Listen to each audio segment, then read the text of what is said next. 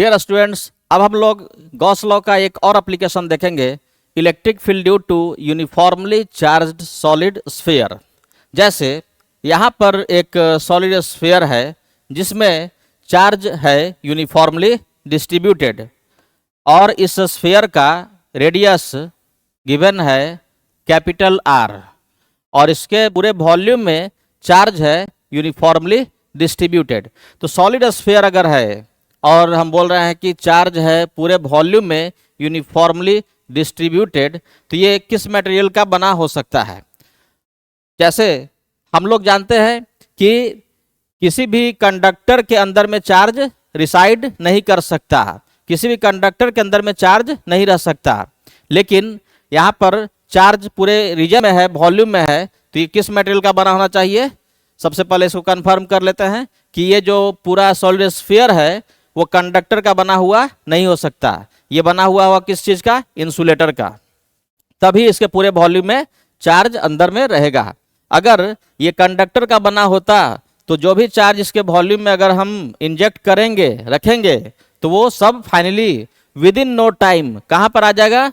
इसके सबसे बाहरी सरफेस पे। तो यहाँ पर ये इंसुलेटिंग मटेरियल का बना होगा, तभी इसके वॉल्यूम में चार्ज है डिस्ट्रीब्यूटेड। अब हम लोग कैलकुलेट करेंगे कि इस स्फीयर के सेंटर से स्मॉल आर डिस्टेंस पे इलेक्ट्रिक फील्ड कितना होगा। यहां पर भी दो बात हो सकती है, दो केस हो सकता है कि या तो इलेक्ट्रिक फील्ड अंदर में निकालें या इलेक्ट्रिक फील्ड बाहर में निकालें।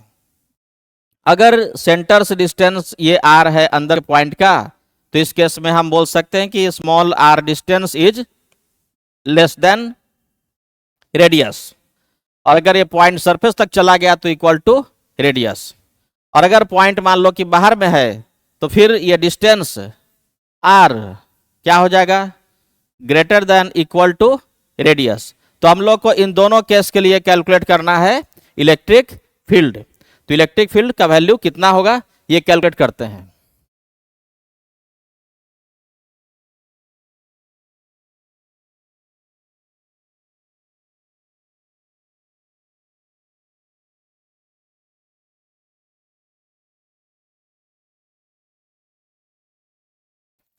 सबसे पहले मान लेते हैं कि इसमें चार्ज है यूनिफॉर्मली डिस्ट्रीब्यूटेड। यहाँ पे चार्ज के बारे में दो तरह से बात कर सकते हैं, या तो इसमें हम पूरा चार्ज दे दें कि पूरे स्फीयर में क्यू चार्ज यूनिफॉर्मली डिस्ट्रीब्यूटेड है, या फिर उसकी जगह पर हम क्या कर सकते हैं कि चार्ज का डेंसिटी दे सकते हैं। जैसे चार्ज पूरे वॉल्यूम में डिस्ट्रीब्यूटेड है तो यहाँ पर हम लोग बात करेंगे वॉल्यूम चार्ज डेंसिटी की, जिसको हम लोग रिप्रेजेंट किससे करते हैं? रो से। तो वॉल्यूम चार्ज डेंसिटी की बात कर सकते हैं, या हम बोल सकते हैं कि पूरे स्फीयर में चार्ज क्यू यूनिफॉर्मली डिस्ट्रीब्यूटेड है। तो अगर किसी स्फीयर में चार्ज क्यू यूनिफॉर्मली डिस्ट्रीब्यूटेड है तो उसका वॉल्यूम चार्ज डेंसिटी का मतलब क्या है? कि total charge of the sphere by total volume of the sphere. Charge per unit volume charge density. जैसे होता है लीनियर चार्ज डेंसिटी, यानी कि charge by length surface charge density, जिसको सिग्मा से रिप्रेजेंट करेंगे, वो होता है चार्ज बाय एरिया। उसी तरह से volume charge density charge by volume. तो यहाँ पर हम लोग चार्ज के बारे में दो तरह से बात कर सकते हैं कि या तो इसका वॉल्यूम चार्ज डेंसिटी दिया हुआ है या चार्ज क्यू दिया हुआ है। तो इस बार हम क्या करते हैं कि इस रिजल्ट को तो हम लोग पहले भी देख चुके हैं इलेक्ट्रोस्टैट के स्टार्टिंग में क्यू के टर्म में। इस बार हम वॉल्यूम चार्ज डेंसिटी के टर्म में इस रिजल्ट को लाएंगे, ठीक है। तो मान लेते हैं कि इस स्फीयर का वॉल्यूम चार्ज डेंसिटी गिवन है, volume charge density is volume charge density of the sphere is, इसको रिप्रेजेंट करेंगे रो से, और ये सब जगह यूनिफॉर्म है, कांस्टेंट है, यानी कि वॉल्यूम चार्ज डेंसिटी क्या है? कांस्टेंट है। Through out the volume density is constant. तो हम लोगों को कैलकुलेट करना है सेंटर से स्मॉल आर डिस्टेंस पे इलेक्ट्रिक फील्ड। तो यहाँ पर दो बात हो सकता है। पहला केस 1 कि जब ये डिस्टेंस आर रेडियस से छोटा हो, रेडियस या उससे छोटा हो। यानी कि पॉइंट है कहाँ पर, सेंटर से आर डिस्टेंस, मान लो कि ये पॉइंट है, तो ये जो डिस्टेंस आर है उसका वैल्यू रेडियस या उससे छोटा है, यानी कि ये पॉइंट कहाँ पर है, स्फीयर के अंदर में। तो हम लोग को कैलकुलेट करना है स्फीयर के अंदर में इलेक्ट्रिक फील्ड, स्फीयर के अंदर में इलेक्ट्रिक फील्ड।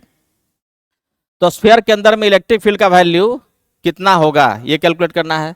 तो गॉस लॉ के स्टार्टिंग में हम लोग डिस्कस किए थे कि कोई भी चार्ज डिस्ट्रीब्यूशन हो, उसके चलते इलेक्ट्रिक फील्ड निकालना हो किसी पॉइंट पे, तो हम लोग एक गॉसियन सरफेस यानी क्लोज सरफेस इमेजिन करते हैं और वहां पे अप्लाई करते हैं गॉस लॉ। तो यहाँ भी हम लोगों को कैलकुलेट करना है इलेक्ट्रिक फील्ड। तो इसमें हम लोग कंसीडर करेंगे एक गॉसियन सरफेस। तो कैसा सरफेस इमेजिन करना चाहिए, जो इस पॉइंट से होते हुए जाए, इसको इंक्लूड करे। तो यहाँ पर हम लोग कंसीडर करेंगे एक spherical surface of radius r, एक ऐसा स्फेरिकल सरफेस इमेजिन करेंगे। कंसीडर किए स्फेयर ऑफ रेडियस आर, और क्यों इमेजिन किए ये समझ में आ जाएगा, क्योंकि इस स्फेयर के हर पॉइंट पे अगर देखें तो हर पॉइंट की दूरी क्या है, सेंटर से सेम है। तो चार्ज डिस्ट्रीब्यूशन भी सभी पॉइंट के लिए क्या है, सेम है, क्योंकि चार्ज है यूनिफॉर्मली डिस्ट्रीब्यूटेड, तो सारे पॉइंट के लिए चार्ज डिस्ट्रीब्यूशन भी सेम है। अब यहां पर लोग देख सकते हैं कि अगर इलेक्ट्रिक फील्ड इस पॉइंट पर होगा तो सारे पॉइंट पे इलेक्ट्रिक फील्ड का मैग्नीट्यूड भी क्या होना चाहिए, सेम होना चाहिए। और स्फेरिकल चार्ज डेंसिटी है, डिस्ट्रीब्यूशन है, तो इलेक्ट्रिक फील्ड अगर किसी पॉइंट पे बात करेंगे तो वो किधर होगा, रेडियली आउटवर्ड ही हो सकता है। तो अगर इलेक्ट्रिक फील्ड एग्जिस्ट करेगा तो वो रेडियली आउटवर्ड डायरेक्शन में एग्जिस्ट करेगा। तो देख लो कि इस पॉइंट पे electric field radially outward direction में एग्जिस्ट कर रहा है। तो हर जगह पे इलेक्ट्रिक फील्ड किधर होगा, रेडियली आउटवर्ड। तो हम लोग पहले देख लेंगे कि इलेक्ट्रिक फील्ड किस तरह से सरफेस को क्रॉस कर रहा है। तो ये देख लिए कि हर पॉइंट पे इलेक्ट्रिक फील्ड का मैग्नीट्यूड सेम होगा और डायरेक्शन रेडियली आउटवर्ड होगा। अब हम लोग इस गॉसियन सरफेस पे अप्लाई करेंगे गॉस लॉ। तो यहाँ पर अब अप्लाई करते हैं, apply Gauss law at the Gaussian surface. Gauss law क्या बताता है, गॉस लॉ कैसे लिखते हैं, सबको याद होगा, हम स्टार्टिंग में बताए थे इसके पहले वाले पार्ट में कि गॉस लॉ यानी कि total flux through a close surface. ये क्लोज सरफेस जो लिया गया उस क्लोज सरफेस से टोटल फ्लक्स, और टोटल फ्लक्स कैसे निकालते हैं, लिखते हैं vector E dot D A, D A vector, और इसका इंटीग्रेशन ओवर होल सरफेस। ये लूप क्या बताता है कि हम लोग इंटीग्रेशन परफॉर्म करेंगे पूरे क्लोज सरफेस के लिए। ई डॉट डी ए यानी कि flux, flux through small surface. E dot D A का मतलब क्या है, फ्लक्स थ्रू स्मॉल सरफेस। अगर यहाँ पर हम एक छोटा सा सरफेस लें तो इस सरफेस का एरिया किधर होगा, सरफेस का एरिया होगा परपेंडिकुलर टू द सरफेस, जिसको हम रिप्रेजेंट किससे कर रहे हैं, डी ए से। कहीं भी अगर हम एक स्मॉल एलिमेंट्री एरिया लें, बहुत छोटा सा एरिया लें, तो उस एरिया का डायरेक्शन होगा रेडियली आउटवर्ड, यानी कि normal to the surface, normal to the surface. किसी भी जगह पे बात करते हैं, मान लो कि यहाँ पे बात करें तो यहाँ पर ये स्मॉल एरिया लिए, इस स्मॉल एरिया का डायरेक्शन होगा रेडियली आउटवर्ड डायरेक्शन में, यानी परपेंडिकुलर टू द सरफेस। बाहर ही क्यों हुआ, क्योंकि पहले ही बता चुके हैं कि कोई भी क्लोज सरफेस है तो उसका एरिया होता है हमेशा बाहर की तरफ, इस इनक्लोज रीजन से बाहर की तरफ, अंदर की तरफ नहीं ले सकते। ओपन सरफेस का ठीक है, ओपन सरफेस का एरिया किसी भी डायरेक्शन में माना जा सकता है, परपेंडिकुलर डायरेक्शन किसी भी सरफेस का क्या हो सकता है, दो हो सकता है। तो दोनों में से कोई भी डायरेक्शन हम लोग मान सकते हैं। लेकिन जब क्लोज सरफेस की बात करेंगे तो उसका एरिया का डायरेक्शन हमेशा उस क्लोज्ड रीजन से बाहर की तरफ। तो ई डॉट डी ए का इंटीग्रेशन अब करेंगे और ये हो गया total flux through close surface, और गॉस लॉ के अनुसार ये कितना होता है, q enclosed by epsilon not, Q enclosed by epsilon naught. अब देखो ई डॉट डी ए कैसे हम लोग यहां पर कैलकुलेट करेंगे।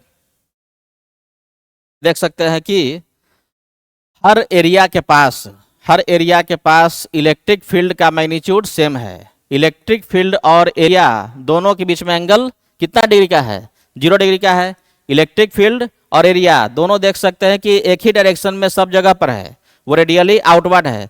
तो इसका वैल्यू हम लोग कैलकुलेट करें तो क्या लिखेंगे, इलेक्ट्रिक फील्ड का मैग्नीट्यूड इंटू एरिया का मैग्नीट्यूड, और आपस में एंगल कितना डिग्री बन गया, 0 डिग्री, तो कॉस 0 डिग्री।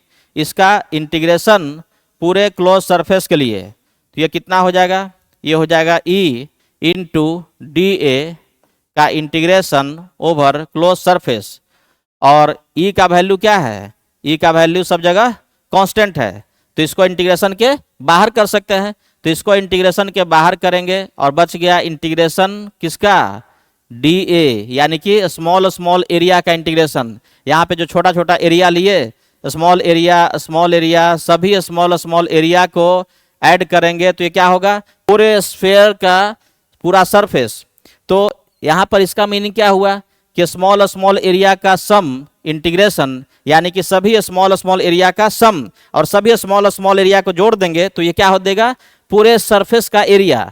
तो स्फीयर का सरफेस एरिया कितना होता है, स्फीयर का सरफेस एरिया होता है कितना, 4 पाई आर स्क्वायर।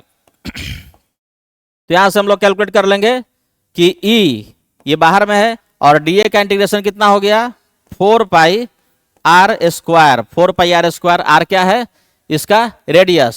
सेंटर से देख सकते हैं कि पॉइंट की दूरी r है, तो ये हो गया इसका रेडियस। तो surface area 4 pi r square. अब ये कितना हो गया, टोटल चार्ज इनक्लोज्ड, तो चार्ज कितना उस सरफेस के अंदर में बंद हुआ, देखो भाई कितना इस सरफेस के अंदर में चार्ज बंद हुआ, इनक्लोज्ड हुआ, ये हमको देना है। तो इस सरफेस के अंदर में, ये सरफेस इमेजिन किए थे, इसके अंदर में जो पूरा वॉल्यूम है उसमें जो चार्ज होगा वो चार्ज क्या है, इस सरफेस के अंदर में इनक्लोज्ड है। और इनक्लोज चार्ज कितना होगा, तो इनक्लोज चार्ज होगा चार्ज डेंसिटी इनटू इस स्फीयर का वॉल्यूम। इसका वॉल्यूम कितना है, 4/3 पाई स्मॉल आर क्यू। ये हो गया charge enclosed, charge enclosed inside the surface. अब इसका वैल्यू देखो पुट करते हैं तो क्या हो गया, ये E into 4 pi r square equals to q enclose. तो क्यू इनक्लोज कितना है, charge density into volume, volume कितना है 4/3 पाई स्मॉल आर क्यू। ये हो गया चार्ज, चार्ज इस स्फीयर के अंदर का, स्फीयर के अंदर का चार्ज कितना हो गया, डेंसिटी इंटू वॉल्यूम। क्योंकि चार्ज कैसे निकालेंगे किसी भी वॉल्यूम वाले डिस्ट्रीब्यूशन में, सिंपली करना है, चार्ज डेंसिटी सब जगह कांस्टेंट है, तो density into volume, charge density into volume से क्या मिलेगा, चार्ज। तो हो गया चार्ज इनक्लोज्ड, और charge enclosed by epsilon naught. तो यहाँ से हम लोग कैलकुलेट कर लेंगे कि इलेक्ट्रिक फील्ड का वैल्यू क्या होगा। तो इलेक्ट्रिक फील्ड इक्वल्स टू क्या हो जाएगा, ये पूरा टर्म जो है इसको ले जाएंगे यहाँ से उठा करके इस तरफ। तो इसको अगर यहाँ से हम उठा करके ले गए इस तरफ, इस टर्म को, तो अगर इस टर्म को यहाँ से उठा करके इस तरफ लाएंगे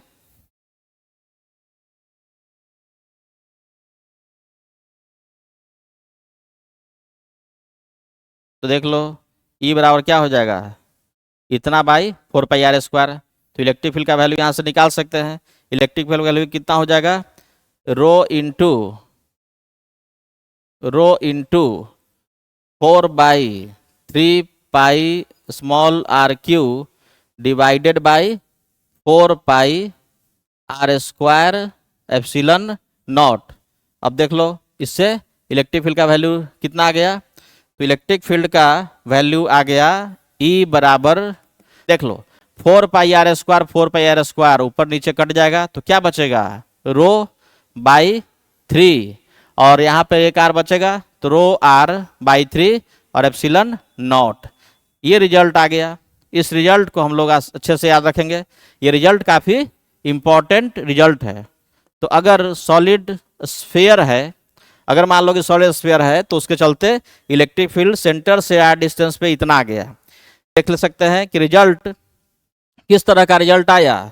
इस रिजल्ट को अगर याद रखेंगे तो देख सकते हैं कि इलेक्ट्रिक फील्ड इस तरह से आ गया, रो कांस्टेंट है, 3 कांस्टेंट है, एप्सिलॉन नॉट कांस्टेंट है। तो इलेक्ट्रिक फील्ड डिस्टेंस पे कैसे डिपेंड कर रहा है, इलेक्ट्रिक फील्ड डिस्टेंस के साथ डिपेंड कर रहा है डायरेक्टली प्रोपोर्शनल। ऐसे बोल सकते हैं कि electric field is directly proportional to distance from centre. ये हो गया। तो कोई भी चीज अगर डायरेक्टली प्रोपोर्शनल होता है यानी कि डिस्टेंस बढ़ने के साथ साथ इलेक्ट्रिक फील्ड क्या होगा, बढ़ेगा।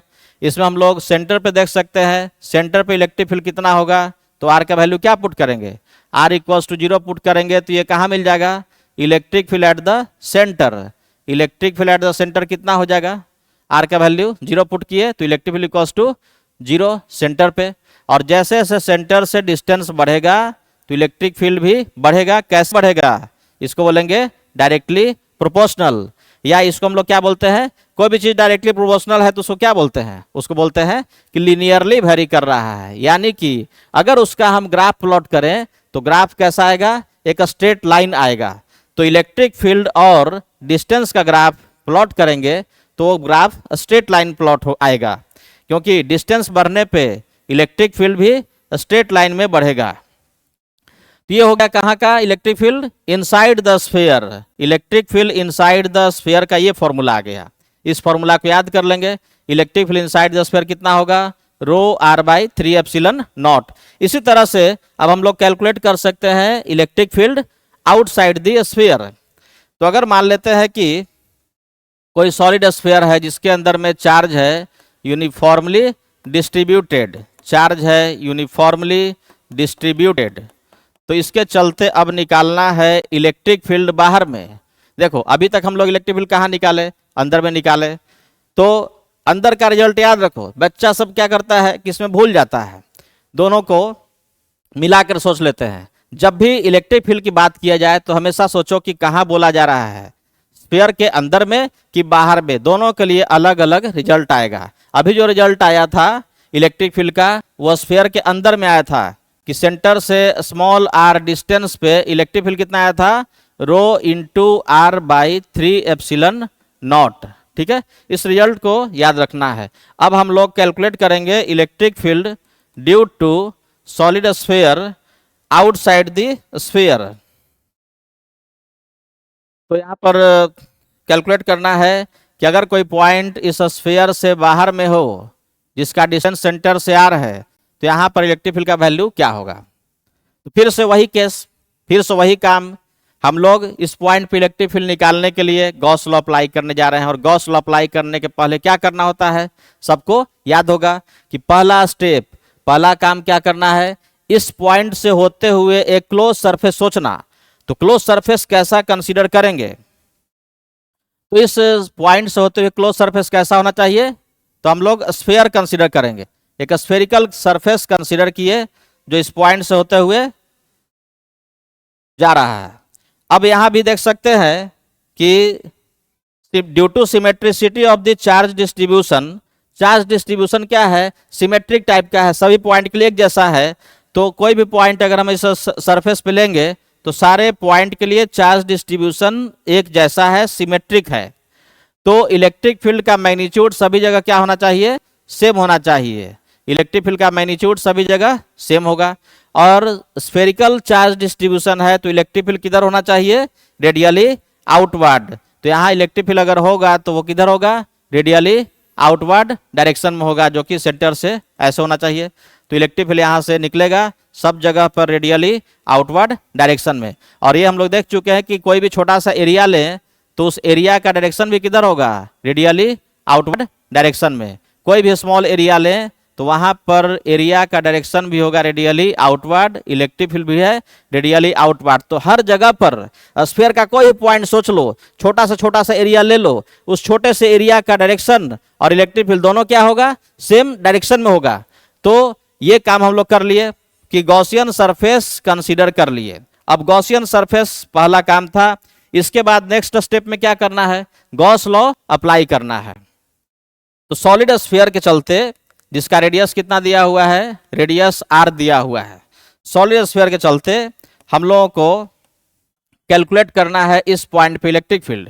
तो इसके लिए हम लोग गॉसियन सरफेस इमेजिन कैसा किए, sphere of radius small r, लेकिन यहां पर स्मॉल आर का वैल्यू क्या है, कैपिटल आर से बड़ा या बराबर।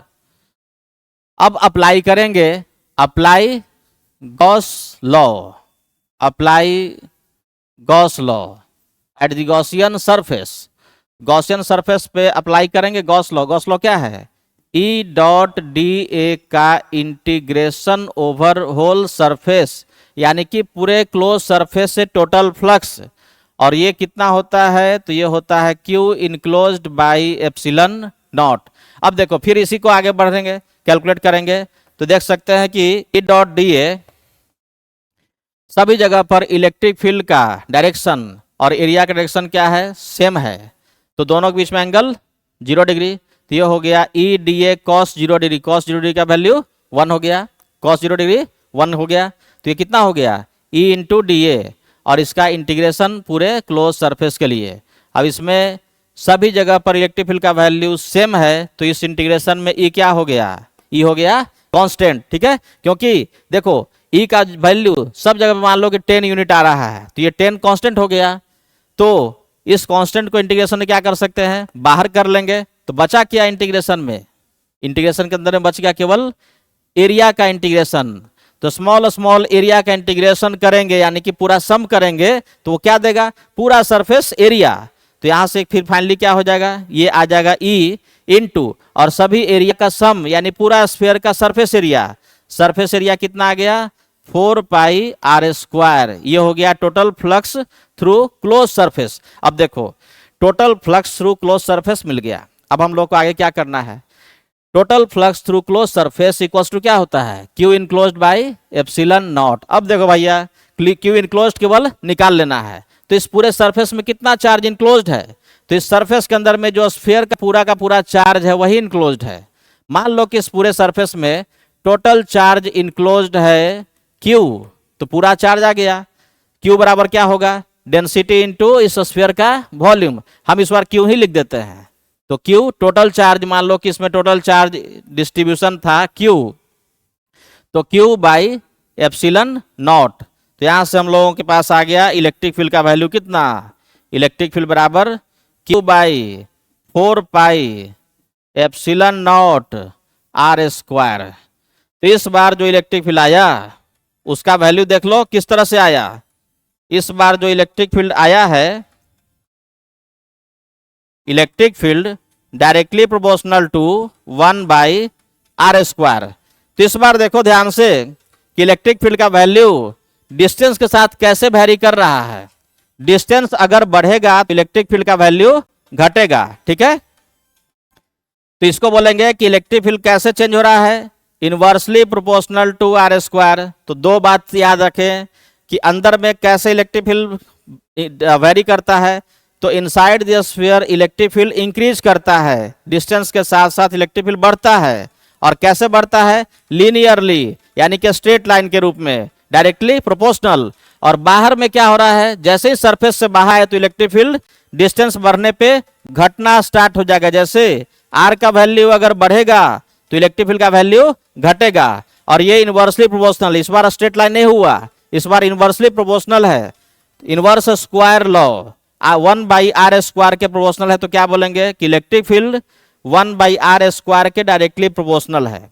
तो दो रिजल्ट आया कि इलेक्ट्रिक फील्ड बाहर में कैसे वेरी करेगा? तो 1 by r square outside the sphere. अब हम लोग इलेक्ट्रिक फील्ड निकाल लिए, लेकिन अब एक बहुत ही इंपॉर्टेंट बात बच गया कि ग्राफ को प्लॉट करना, जिसपे कि क्वेश्चन हर साल आता रहा है, लगभग पहुंच जाए क्वेश्चन मिल ही जाता है कभी ना कभी। तो इसमें अब हम लोग ग्राफ को कैसे प्लॉट करेंगे?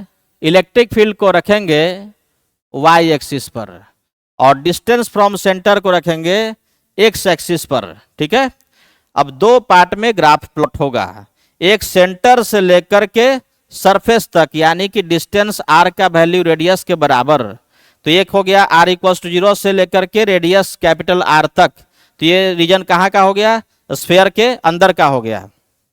तो स्फीयर के अंदर में अगर चल रहे हैं आर डिस्टेंस, तो आर डिस्टेंस रेडियस से छोटा है, तो उसके लिए इलेक्ट्रिक फील्ड का वैल्यू क्या आया था वो नोट कर लेते हैं।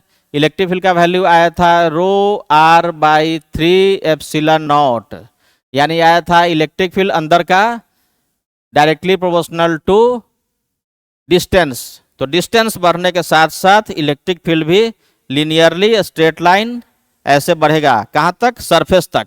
और जैसे ही सरफेस से पहुंचे तो इलेक्ट्रिक फील्ड क्या हो गया, बाहर में वो आ गया 1/r² के डायरेक्टली प्रोपोर्शनल। तो 1/r² के डायरेक्टली प्रोपोर्शनल, यानी डिस्टेंस बढ़ेगा तो इलेक्ट्रिक फील्ड तेजी से घटेगा, 1/r² है, और ये घटते घटते इन्फिनिटी पर हो जाएगा 0। और ग्राफ यहाँ पर हम देखेंगे कि सरफेस पे दोनों में से कोई रिजल्ट यूज करो, ये यूज करो चाहे बाहर वाला रिजल्ट यूज करो, दोनों से वैल्यू सेम आएगा, इसलिए ग्राफ जो है वो कंटिन्यूअस आएगा। ये हम लोग पहले भी देख चुके हैं, तो इसलिए हम डायरेक्ट इसको प्लॉट कर दिए। इलेक्ट्रिक फील्ड मैक्सिमम कहाँ पर है, इस पर कभी कभी सवाल आता है कि maximum electric field due to sphere कितना होता है। तो अब उतना हम लोग को सोचना नहीं है कि इलेक्ट्रिक फील्ड कहाँ पे मैक्सिमम होगा। इलेक्ट्रिक फील्ड मैक्सिमम कहाँ पे होता है, सरफेस पे, चाहे वो सॉलिड स्फीयर हो चाहे हॉलो स्फीयर हो, सरफेस पे इलेक्ट्रिक फील्ड का वैल्यू होता है मैक्सिमम। तो इस तरह से ग्राफ को हम लोगों को ध्यान में रखना है कि अंदर में इलेक्ट्रिक फील्ड डिस्टेंस के साथ साथ बढ़ रहा है, स्ट्रेट लाइन का ग्राफ है, और बाहर में डिस्टेंस बढ़ने पे इलेक्ट्रिक फील्ड डिक्रीज कर रहा है, थोड़ा ज़्यादा तेजी से डिक्रीज कर रहा है 1/r² होने के कारण, और ये इन्फिनिटी पर जा करके हो जाएगा 0। तो ये दूसरा एप्लीकेशन हो गया electric field due to solid sphere. इसके बाद हम लोग फिर से देखेंगे इलेक्ट्रिक फील्ड ड्यू